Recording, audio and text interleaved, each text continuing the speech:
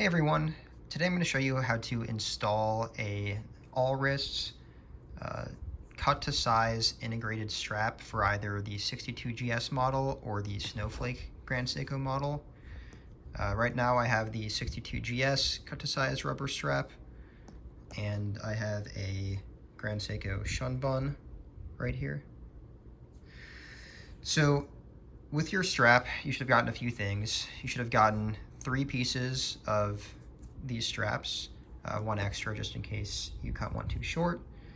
And then you should have gotten a number of different spring bars. So there's 2 types of spring bars here. You have the 1.8 millimeter quick release spring bar right here. It's a little bit thicker. Then you have the 1.5 millimeter quick release spring bar here. It's a little bit thinner. It's slightly easier to get on with the 1.5 millimeter spring bar, but in reality, you can get it on with either.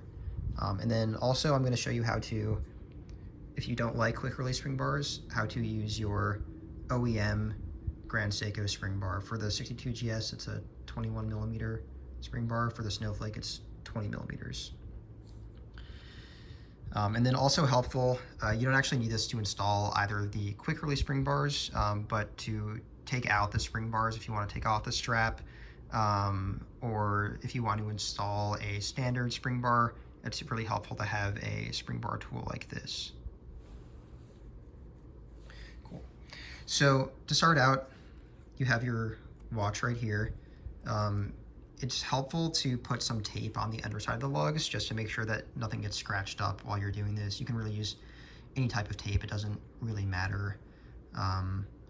So first, we're going to try to install it with the 1.8 millimeter quick release spring bar. So the first thing you do is you grab your strap here,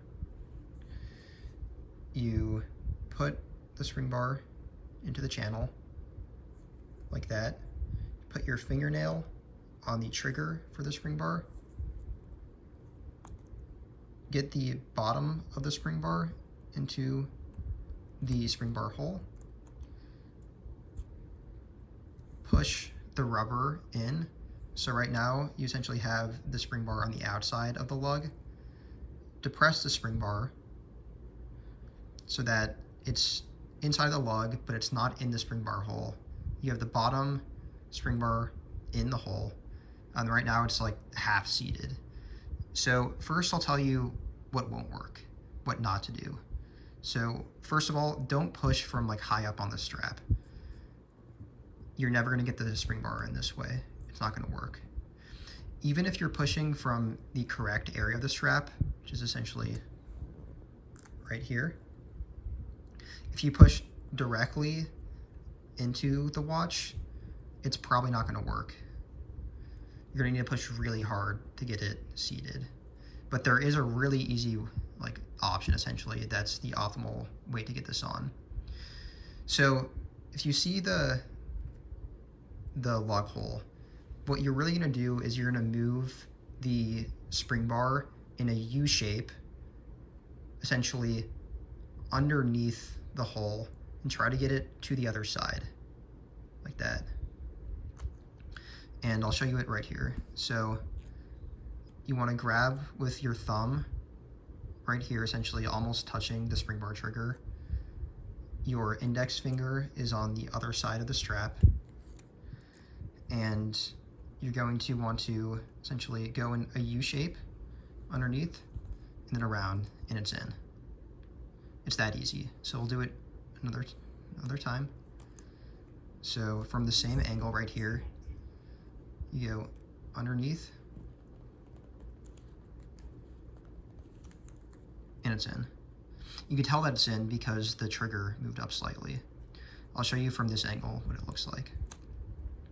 You go underneath and around, and it's in. It's really that easy. It should take 2 seconds.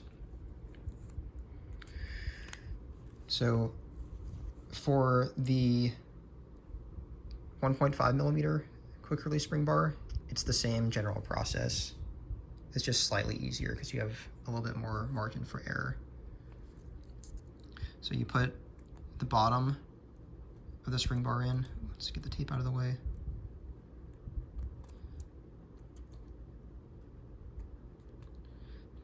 tape is giving me some difficulty, but push it in, it's like partially seated, and then you go sort of this under the spring bar motion, and it's in.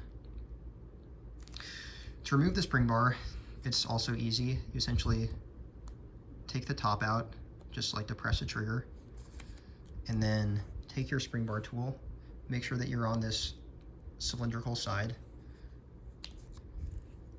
put it into the lug hole of the side that's still in the strap, press it, and you'll hear a click, and then you can just take it out.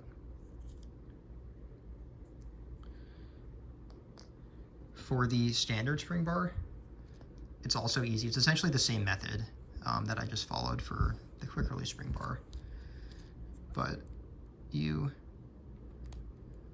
put the bottom in like so, squeeze the top of the rubber in like we were doing before, take your spring bar tool and switch it to the little fork setting right there, and depress the spring bar to get it underneath the lug. So right now it's half seated, only the bottom is, not the top. And then just go in that U shape underneath the spring bar hole, and it's in. And then when you finish, it should look like this. There's no gap, essentially. The reason why it's, you know, a little bit difficult to get in is essentially so that it has the tightest tolerance as possible and there's no gap. And there you go. That's it. Thank you.